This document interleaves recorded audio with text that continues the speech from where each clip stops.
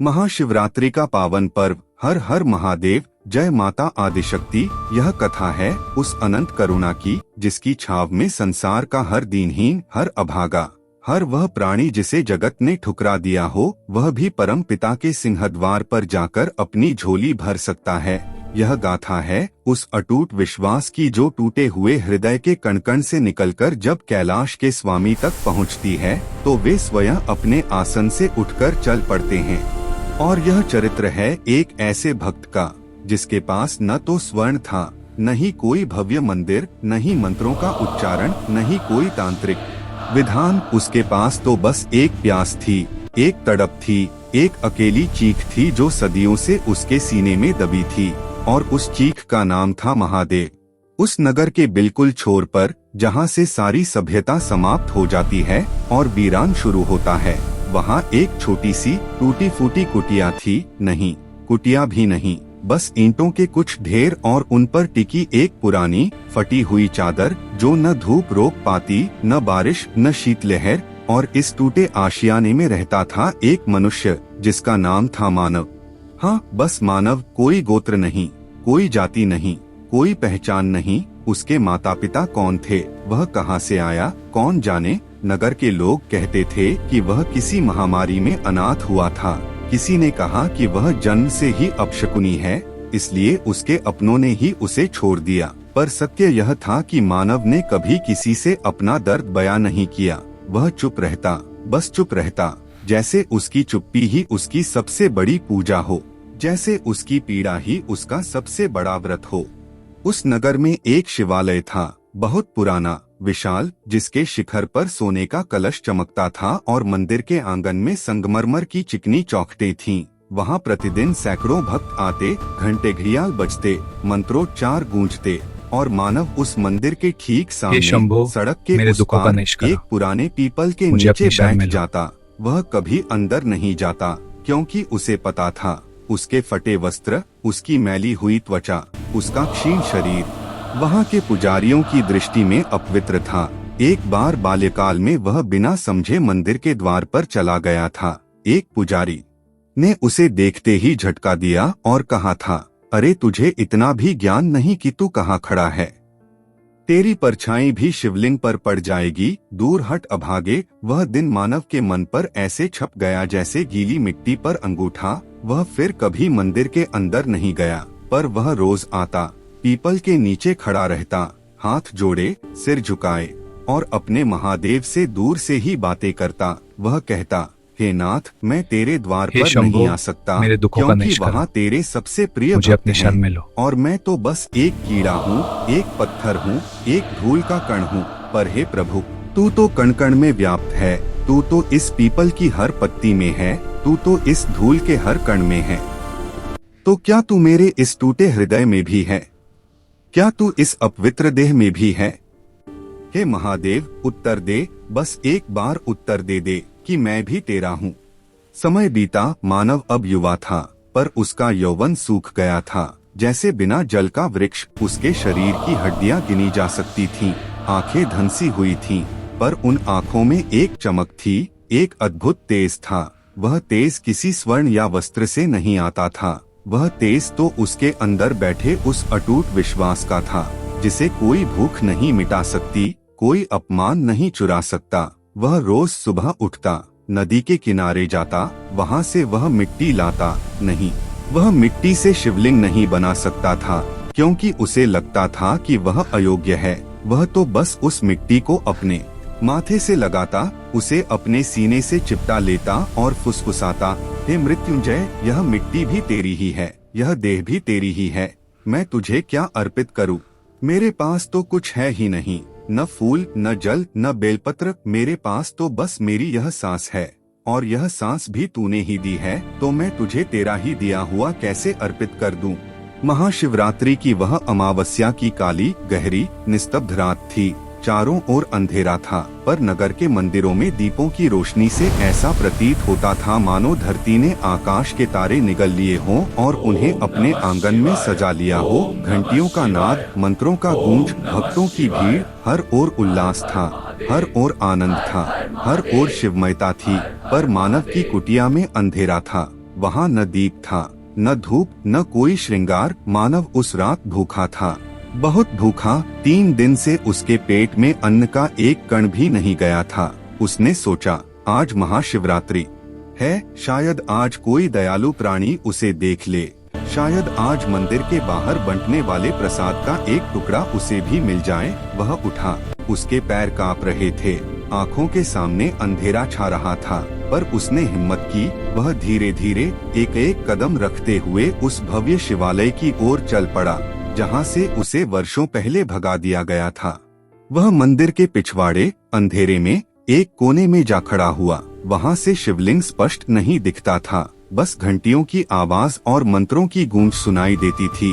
उसने हाथ जोड़े, सिर झुकाया और वहीं खड़ा हो गया। उसकी आंखों से आंसू बहने लगे। वह रो रहा था, पर चुपचाप, बिना किसी आवाज के। उसके आंसू उसके गालों को भिगोते हुए उसकी फटी कमीज पर गिर रहे थे और वहाँ सूखकर दाग बना रहे थे। वह मन ही मन कह रहा था, हे शंकर, मैं तेरे दरबार में नहीं आ सकता, मैं तेरे चरणों में नहीं बैठ सकता, मैं तो बस इस द्वार के बाहर खड़ा हूँ, जैसे कोई भिखारी, कोई कुत्ता, कोई त्यागा हुआ प्राणी। हे प्रभु, क्या तू इस द्वार के बाहर भी है? क्या तू इस अंधेरे में भी है? क्या तू मेरे इन आंसुओं को भी देख रहा है? हे महादेव, यह महाशिवरात्रि है, तेरी रात है और मैं तेरे घर के बाहर खड़ा हूँ। मेरे पास तुझे देने के लिए कुछ नहीं, बस ये आंसू हैं। ये आंसू ही मेरा दूध हैं, ये आंसू ही मेरा घी हैं, ये आंसू ही मेरा शहद हैं, ये आंसू ही मेरा चंदन है। स्वीकार कर ले मेरे नाथ इस अभागे की यह अकेली भेंट। उसी क्षण कैलाश के शिखर पर, जहाँ समय थमा हुआ है, जहाँ न वेदना है, न जन्म न मरण, वहाँ माता पार्वती ने अपने स्वामी के मुख की ओर देखा। वे देख रही थीं कि भगवान शिव की आंखों से एक बूंद, एक अकेली मोती सी चमकीली बूंद उनके गाल पर धीरे से लुढ़क गई। माता चौंक पड़ी, हे नाथ, यह क्या? आप तो वितराग हैं, आप तो आनंद घन हैं, आपकी आंखों से यह अश्रु किसके लिए? भगवान शिव ने धीरे से मुस्कुराते हुए अपना तीसरा नेत्र खोला। उस नेत्र से न तो क्रोध था न सहार, उस नेत्र से तो करुणा की अविरल धारा बह रही थी। हे गौरी, देखो पृथ्वी पर, उस छोटे से नगर में, उस अंधेरे कोने में, उस दीनहीन प्राणी को देखो, उसके आंसुओं को। यह आंसू लाखों वेद मंत्रों से भारी हैं, यह आंसू करोड़ों कमल पुष्पों से पवित्र हैं, यह आंसू अरबों दीपों से अधिक प्रकाशमान हैं। यह मेरा भक्त है गौरी, यह मेरा सबसे प्रिय भक्त है, जिसने कभी मुझसे कुछ नहीं मांगा, जिसने कभी कोई वरदान नहीं चाहा, जिसने कभी कोई शिकायत नहीं की। वह तो बस मेरे द्वार के बाहर खड़ा है और मुझे देखने का, मुझे पाने का स्वप्न देख रहा है। माता पार्वती ने जब उस क्षीण, दुर्बल, भूख से व्याकुल प्राणी को देखा, उसके फटे वस्त्र देखे, उसकी धंसी आंखें देखी, उसके नंगे पैर देखे जो ठंडी धरती पर कांप रहे थे, उसकी आंखें भर आईं। हे स्वामी, क्या यह उचित है? क्या यह धर्म है? जिसने आपको अपना सर्वस्व मान लिया, जिसने आपके लिए अपनी भूख भी भुला दी, जिसने आपके लिए अपना अपमान भी सह लिया, उसे लोगों ने आपके घर से ही निकाल दिया। उसे अपवित्र कहा गया, उसे अछूत कहा गया, उसे अभागा कहा गया। हे नाथ, अब और नहीं, आज इस महाशिवरात्रि की रात मैं इस भक्त के दुख का अंत देखना चाहती हूँ। मैं इसके मुख पर मुस्कान देखना चाहती हूँ। मैं इसके हाथों में आपका प्रसाद देखना चाहती हूँ। भगवान शिव ने माता का हाथ अपने हाथ में लिया। उनका स्पर्श शीतल था, जैसे कोई पूर्णिमा का चाँद। आओ पार्वती, चलें उस भक्त के पास, चलें उस दीनहीन के पास, चलें उस प्रेम के सागर के किनारे, जहाँ हमारी भी भक्ति धुल जाए। और फिर वह घटित हुआ जो किसी शास्त्र में नहीं लिखा, जिसका कोई मंत्र नहीं, कोई तंत्र नहीं। भगवान शिव और माता पार्वती उस छोटे से नगर के उस अंधेरे कोने में, उस भव्य मंदिर के ठीक बाहर, उस पीछे की गली में जहाँ मानव खड़ा था, वहाँ प्रकट हो गए। उनके आगमन से वह स्थान दिव्य ज्योति से जगमगा उठा, पर उस ज्योति को केवल मानव की आंखों ने देखा, उस ज्योति को केवल मानव के हृदय ने महसूस किया। मानव ने जैसे ही उन दो दिव्य स्वरूपों को देखा, वह कांप उठा। उसे लगा शायद उसकी भूख ने उसे पागल कर दिया है, शायद यह कोई स्वप्न न है, शायद यह मृत्यु का कोई दृश्य है। पर नहीं, यह स्वप्न नहीं था, यह सत्य था। उसके सामने बस कुछ ही कदम की दूरी पर खड़े थे वे, जिनकी वह दूर से ही आराधना करता था। नीलकंठ, चंद्रशेखर, गंगाधर, देवाधिदेव महादेव और उनकी वाम अंग में विराजमान जगत जननी आदि शक्ति माता पार्वती। मानव के पांव उखड़ गए, वह घुटनों के बल गिर पड़ा, उसका सिर धरती पर टिक गया, उसके हाथ आगे की ओर फैल गए, मानो वह स्वयं को उनके चरणों में मिट्टी में मिला देना चाहता हो। वह रो रहा था, पर अब उसके आंसू दुहक के नहीं, आनंद के थे। उसके होंठ कांप रहे थे, वह कुछ कह नहीं पा रहा था। भगवान शिव ने आगे बढ़कर अपना कर कमल उसके सिर पर रखा। उस स्पर्श से मानव के शरीर की हर कोशिका शुद्ध हो गई, उसकी हर पीड़ा शांत हो गई, उसकी हर व्यथा समाप्त हो गई। गले में अटके शब्द अब बाहर निकलने लगे। हे नाथ, हे प्रभु, क्या यह मैं हूँ? क्या यह सत्य है? क्या तू मेरे जैसे पापी, अभागे, दीनहीन के लिए स्वयं कैलाश छोड़कर आया? हे महादेव, मैं तो तेरे द्वार के बाहर भी खड़ा होने के योग्य नहीं। मैं तो वह प्राणी हूँ जिसे तेरे पुजारियों ने धिक्कारा, जिसे तेरे भक्तों ने ठुकराया। फिर तू स्वयं मेरे सामने कैसे? भगवान शिव ने उसे उठाया, अपने हृदय से लगाया। उनका स्पर्श अमृत था, उनकी वाणी मधुर थी। सुन मेरे वत्स, मैं मंदिरों में नहीं रहता, मैं स्वर्ण कलशों में नहीं रहता, मैं मंत्रों और पूजा पाठ में नहीं रहता। मैं तो केवल प्रेम में रहता हूँ, मैं तो केवल करुणा में रहता हूँ, मैं तो केवल उन हृदयों में रहता हूँ जो मेरे लिए तड़पते हैं। तूने वर्षों तक मेरे द्वार के बाहर खड़े होकर मुझे पुकारा, तूने भूखे पेट, नंगे पाँव, टूटे मन से मेरा नाम लिया। तेरे हर आंसू ने मुझे कैलाश से खींच लिया, तेरी हर सिसकी ने मेरा हृदय विदीर्ण कर दिया। आज मैं तुझे बता रहा हूँ, तू मेरा सबसे प्रिय भक्त है, तू मेरा अपना है, तू मेरा परिवार है, तू मेरा पुत्र है। माता पार्वती ने अपनी अंचल से मानव के आंसू पोंछे, उनकी ममता सागर की भांति उमड़ रही थी। पुत्र, तूने कभी किसी से कुछ नहीं मांगा, तूने कभी किसी से शिकायत नहीं की, तूने कभी किसी को कोसा नहीं, तूने केवल प्रेम किया, केवल विश्वास किया, केवल आशा की। आज तेरी यह तपस्या फलीभूत हुई है। आज से तू केवल मानव नहीं, तू प्रेमानंद है। तू वह ज्योति है जो इस संसार के अंधकार को मिटाएगी। तू वह धारा है जो सूखे हृदयों में प्रेम का सागर उमड़ाएगी। भगवान शिव ने अपने त्रिशूल से उस भूमि को स्पर्श किया जहाँ मानव खड़ा था। वहाँ एक अद्भुत शिवलिंग प्रकट हुआ। वह शिवलिंग संगमरमर का नहीं था, स्वर्ण का नहीं था, वह तो स्वयं महादेव के हृदय का एक टुकड़ा था। मानव, यह स्थान अब पवित्रतम है, क्योंकि यहाँ तेरे आंसू गिरे हैं, यहाँ तेरी पुकार गूंजी है, यहाँ तूने बिना किसी इच्छा के केवल प्रेम से मुझे पुकारा है। आज से यह स्थान अश्रु तीर्थ कहलाएगा, और जो भी भक्त यहाँ सच्चे हृदय से आएगा, जिसके पास अर्पित करने को कुछ नहीं होगा, वह केवल अपने आंसू अर्पित करेगा, और मैं उसकी हर पुकार सुनूंगा, उसकी हर पीड़ा हरूंगा। मानव या अब प्रेमानंद ने कांपते हुए हाथों से उस दिव्य शिवलिंग को स्पर्श किया। उसे लगा जैसे उसने ब्रह्मांड को ही छू लिया हो। उसकी आंखें बंद थीं, पर अंदर ही अंदर वह एक ऐसा प्रकाश देख रहा था जिसका कोई और छोर नहीं था। उसके शरीर की हर पीड़ा, हर थकान, हर शिकन सब मानो पिघलकर इस शिवलिंग में समा गई हो, और बदले में उसे मिला था अनंत शांति, अपार आनंद और वह प्रेम जिसकी खोज में वह जन्मों जन्म से भटक रहा था। उसने अपना माथा उस शीतल शिवलिंग पर टिका दिया और फुसफुसाया, हे नाथ, अब मुझे कुछ नहीं चाहिए। अब मेरी सभी इच्छाएं समाप्त हो गईं। अब मेरी सबसे बड़ी पूजा यही है कि मैं तेरे चरणों में बैठकर तेरा नाम लूं, तेरा गुणगान करूं, तेरे प्रेम में डूबा रहूं। भगवान शिव और माता पार्वती अंतरिक्ष में विलीन हो रहे थे, पर उनकी वाणी अभी भी वातावरण में गूंज रही थी। प्रेमानंद, तू अमर है, तेरी कथा अमर है, और जो भी इस कथा को श्रद्धा और प्रेम से सुनेगा, उसके जीवन के सभी दुख, सभी कष्ट, सभी बाधाएं सब मिट जाएंगी, क्योंकि यह कथा केवल एक भक्त की नहीं, यह कथा स्वयं भक्ति की है। यह कथा उस अटूट विश्वास की है जो पत्थर को भी भगवान बना देता है और भगवान को भी भक्त बना देता है। उस रात के बाद प्रेमानंद का जीवन बदल गया, पर वह बदला नहीं। वह वैसा ही सरल, वैसा ही विनम्र, वैसा ही दीन बना रहा। अब उसके पास भोजन था, वस्त्र थे, आश्रय था, पर उसने कभी किसी से कुछ नहीं मांगा। वह रोज सुबह उस अश्रु तीर्थ पर जाता, वहाँ वह घंटों बैठा रहता। लोग अब उसे संत के रूप में पूजने लगे थे। दूर दूर से लोग उसके दर्शन को आते। कोई रोगी आता, कोई संतानहीन आता, कोई व्यापारी आता, कोई राजा आता। सबकी अपनी अपनी इच्छाएं थीं, अपने अपने दुख थे, अपने अपने स्वार्थ थे। प्रेमानंद सबको एक समान दृष्टि से देखता।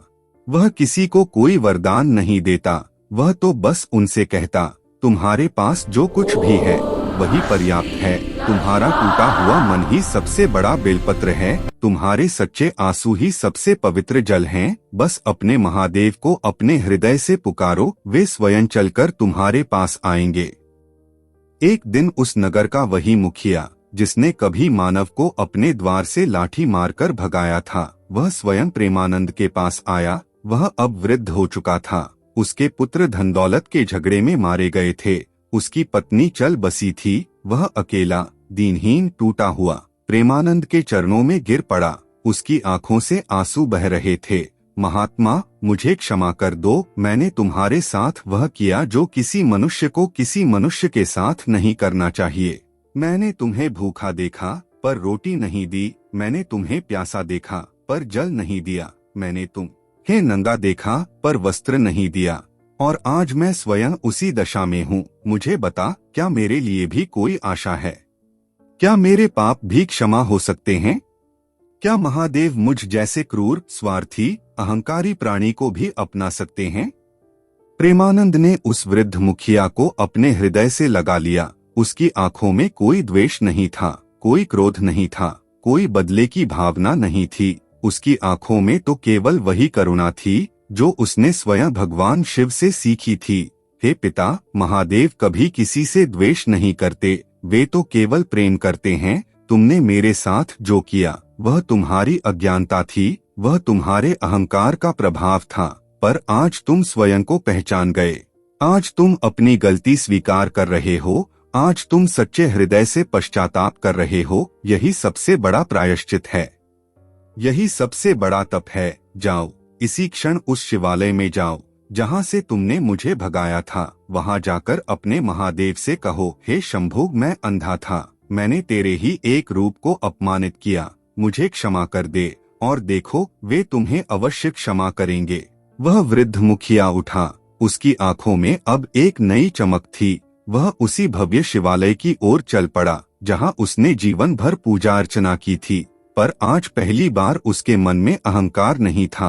आज पहली बार वह एक भिखारी की भांति, एक दीनहीन की भांति, एक साधारण मनुष्य की भांति भगवान के द्वार पर खड़ा था। उसकी आंखों से आंसू बह रहे थे और वे आंसू उसके जीवन के सारे पाप धो रहे थे। उस क्षण उसे लगा जैसे शिवलिंग से एक दिव्य ज्योति निकलकर उसके हृदय में समा गई हो। वह ज्योति प्रेम की थी, करुणा की थी, क्षमा की थी। वह ज्योति उसे बता रही थी कि भगवान के द्वार कभी किसी के लिए बंद नहीं होते, चाहे उसने कितने ही पाप क्यों न किए हों। बस एक सच्ची पुकार, एक सच्चा पश्चाताप, एक सच्चा प्रेम और सभी द्वार खुल जाते हैं। इस प्रकार प्रेमानंद की कथा, जो एक त्यागे हुए, भूखे, अपमानित मानव की कथा थी, वह कालांतर में प्रेम, करुणा और अटूट भक्ति की अमर गाथा बन गई। वह अश्रु तीर्थ आज भी उस नगर के छोर पर स्थित है। वहाँ आज भी वही शिवलिंग है जो स्वयं महादेव ने अपने हृदय के एक टुकड़े से स्थापित किया था। वहाँ आज भी वही पीपल का वृक्ष है जिसके नीचे मानव वर्षों खड़ा रहा। वहाँ आज भी वही मिट्टी है जो उसके आंसुओं से पवित्र हुई थी। और वहाँ आज भी वह शांति है, वह दिव्यता है, वह प्रेम है जो केवल सच्चे भक्तों के हृदय में ही उतर सकता है। हे साथियों, यह महाशिवरात्रि की वह अमर कथा है जो हमें सिखाती है कि भगवान तक पहुँचने के लिए न तो धन की आवश्यकता है, न बाहरी आडंबर की, न ही किसी विशेष जाति या वर्ग में जन्म लेने की। भगवान तक पहुँचने का एकमात्र मार्ग है प्रेम, एकमात्र साधन है विश्वास और एकमात्र पूजा है अपने अहंकार, अपने द्वेष, अपने क्रोध को उनके चरणों में समर्पित कर देना। जब हमारे पास कुछ नहीं बचता, जब हम पूरी तरह खाली हो जाते हैं, तब उस खालीपन में ही परमात्मा का वास होता है। तब उस शून्य में ही सृष्टि का कण कण बसता है।